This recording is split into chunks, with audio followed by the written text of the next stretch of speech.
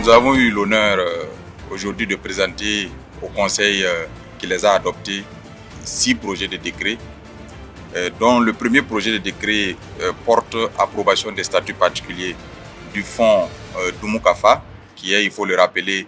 un fonds de financement qui a été adopté en février dernier par le Conseil des ministres, visant à faciliter l'accès au financement pour les producteurs dans le secteur agro-pastoral et halieutique. L'objectif de ce décret était de doter cette structure des organes de gouvernance et du cadre institutionnel pouvant favoriser son opérationnalisation. Et ce décret consacre également une répartition des fonds issus du prélèvement liés à la noix de cajou qui pourront permettre d'impacter significativement la production de cette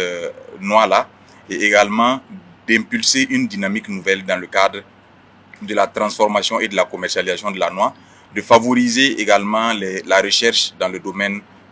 précis de la filière cajou. Le deuxième projet de décret porte création, attribution et composition et fonctionnement du Conseil national de sécurité alimentaire. Cela s'inscrit dans le cadre de la relecture du cadre général de coopération État et partenaires en matière de sécurité alimentaire. Et les fondements sont bien sûr l'AG du 7 mai 2021 qui avait recommandé la relecture de l'ensemble de ces documents, mais aussi et surtout cela se fonde sur la volonté du gouvernement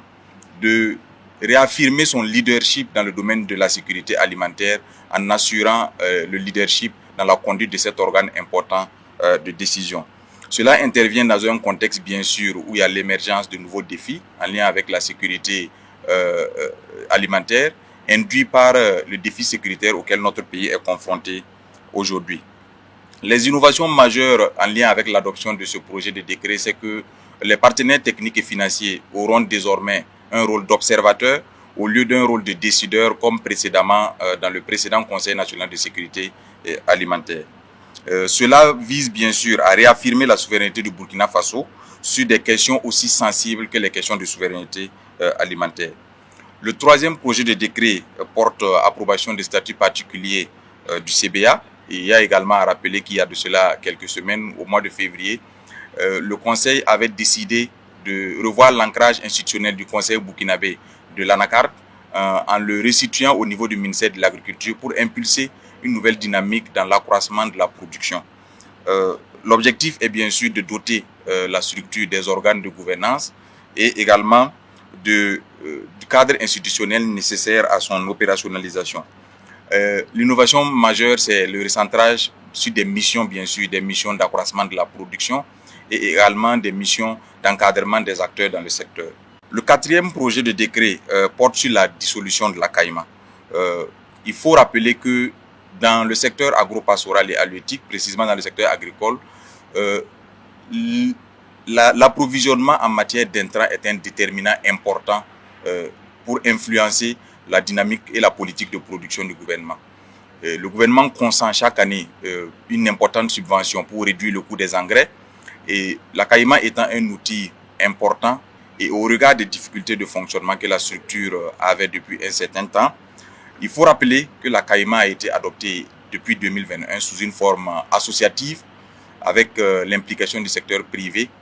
et l'adhésion de l'État qui jusqu'à aujourd'hui a apporté la part significative et la quasi-totalité des ressources et des investissements nécessaires au fonctionnement de l'association. C'est donc un rôle central que l'État a joué au sein de cette association